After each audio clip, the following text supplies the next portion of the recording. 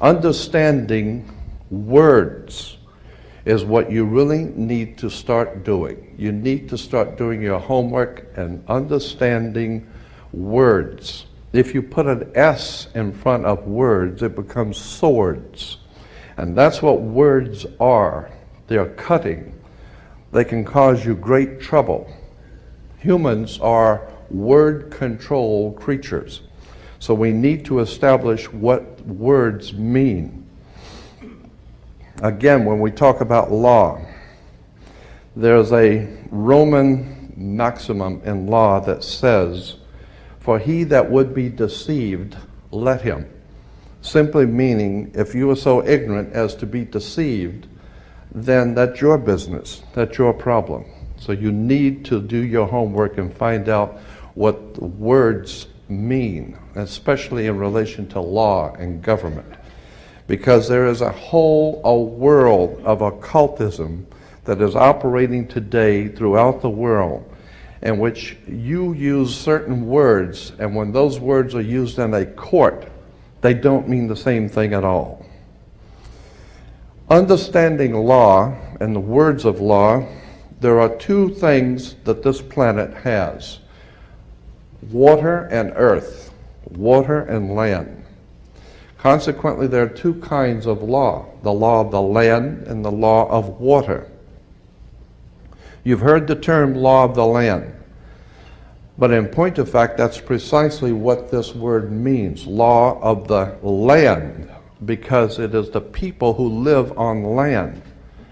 And that is opposed to something else called the law of the high seas, or the law of water. You need to understand the difference. The law of the land is the law of the culture that lives on the land. And so consequently, the law of the land is different in every country. You can do things in America you can't do in Russia. You can do things in Africa you can't do in England. So the law of the land is the law of the culture that lives on that particular land.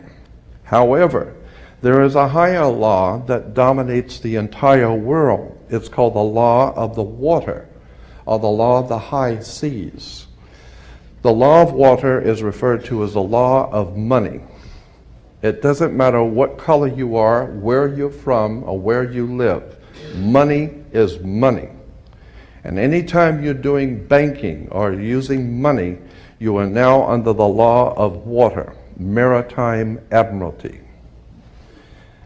If you go back in history, in ancient history, where all of this began, back in the land of Canaan, and you probably have heard in the Bible, the land of Canaan. The Canaanites were Phoenician bloodline, and in the ancient Phoenician language, Cana meant merchant banker. The very word merchant comes from mer, M-E-R, for the sea, for water. As a mermaid, we have merchant. Merchant bankers. Let me give an example of the difference between the law of water and the law of the land. The law of water, as I said, is a law of banking, money, as opposed to the law of the custom of the people, or the law of the land. The Statue of Liberty must be put in water. It could not be put on American land as such. It had to be put in the harbor, because it's not the Statue of Freedom. It's a statue of liberty. Liberty is what a sailor gets when he pulls into port on a ship. He gets liberty. He's not free. So America is not the land of the free and the home of the brave. We're not free or brave, period. We're not free. This is not a free country. Now let me give you an example of how this law of the water works. Why is it that you have to go to court? People are always concerned about going to court. You go to court because you play basketball and tennis on a court. How do you play tennis on a court? You play with a racket. Why? Because that's what it is. It's a racket. And make no mistake, they do not pick words by chance. These words are very serious. They do not use words in terms with no avail. These words are very important. When you go into a court, what's the idea of going to court? It's a game, like basketball. The whole idea in a court is to put the ball back in the other guy's court. One team gets up and they throw the ball over to that team of lawyers. That team gets up and throws the ball back into their court. And consequently, it's a ball game. And the judge is wearing a black robe, so he is the referee. The judge is the referee. He doesn't care which side wins or loses because he's going to get paid anyway. So he couldn't care less. He's merely there as a referee, and that's why he wears a black robe. And that's another interesting subject we can get into later. But the judge is a referee between two teams. The judge, we are told, rules from the bench. The word bench in Latin is a bank. Therefore, the judge rules for the bank.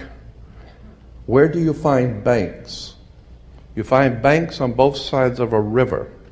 They're called river banks. And what does a river bank do? It directs the flow of the current sea. The juice. Consequently, your money is currency because it's the flow, the cash flow. And I'll give you an example of how this works. When a ship pulls into a harbor, all ships are referred to as female.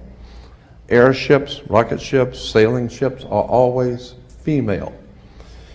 Why? There's a very good reason. Maritime Admiralty banking law says all ships are female because they're carrying items for money, and so consequently they are under Maritime Admiralty law.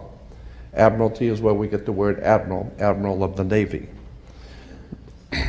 Let me give you an example of how this works. When a ship pulls into harbor, it parks at the dock, and it ties off at the dock. The captain has to provide for the port authorities a certificate of manifest, because yesterday the ship was not here, but this morning the ship pulled in, so it has manifested. So consequently, all the products, the $800 million worth of TVs or Toyotas, have manifested. So each one of those items coming off of that ship has come off of water. And each end they has come in a ship. And consequently, on a ship, all ships have a captain. The word captain comes from a Latin word capital, money. So the captain represents the money that's on board the ship. And as I said, the captain has to present to the port authorities a certificate of manifest for each and every item. How much does it weigh? What color is it? How many doors does it have? Etc. And consequently, the captain presents a certificate of manifest. The ship is sitting in its berth. Wherever a ship sits when it docks is called its berth. She sits in her berth, berthing a ship. Consequently, all the items, as I said, coming off that ship represent money. They came in on water. They are Maritime Admiralty product. And this is true all over the world. Now, when you were born, your mother's water broke. And when your mother's water broke, you came out. And this is why you have to have a birth certificate, because you are a Maritime Admiralty product under international law. You are considered, your body is considered a Maritime Admiralty product. Your mother delivered you. This is why if you go to Sears and buy a refrigerator, they will ship it to you. They will deliver it. And that's why you were in your delivery room. Your mother was delivering a product. Maritime Admiralty, you came down your mother's birth canal. And once you, and as you're taking one of the televisions or the cars off the ship and it falls down and breaks, that's all right. Sometimes they're stillborn, so consequently you've lost money on that one. Therefore you have to have a death certificate, and it's always signed by the dock. The doc has to sign your birth certificate and your death certificate. All of these words and terms are maritime admiralty banking words. And therefore, if you understand lawyers and judges and courts and government are all under international maritime admiralty law. All religions, all churches in the world operate under maritime law. This is why all churches are divided into denominations, like 20s and 50s and 100s. Serious. This is why they're called denominations, because all churches are nothing more than the product of maritime admiralty banking. It's an extraordinary story of occult treason, high treason and crimes against the state. Make no mistake about it, there has never been a country on the face of the earth as far back into history as you can go.